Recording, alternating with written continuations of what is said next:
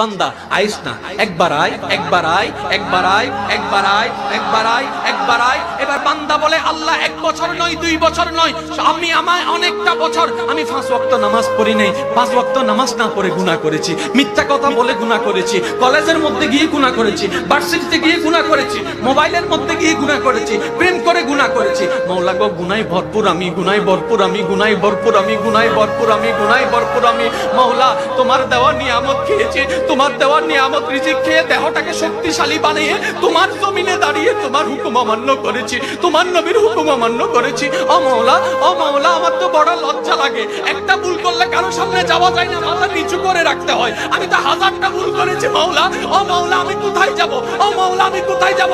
আল্লাহ পাক বলে বান্দারে, পৃথিবীর শ্রেষ্ঠ উদাহরণ মায়ার জন্য, মমতার জন্য, দরদের জন্য, মমতার জন্য মায়ের উপমা দেওয়া হয়, মায়ের উপমা দেওয়া হয়। ও বান্দা তুই শোন, তুই শোন, কখনো যদি দেখিস তোর মায়ের দরজা তোর জন্য বন্ধ হয়ে যায়, তখন তুই এতটুকু বিশ্বাস থাকবি তোর রহমানের দরজা তোর জন্য খোলা আছে।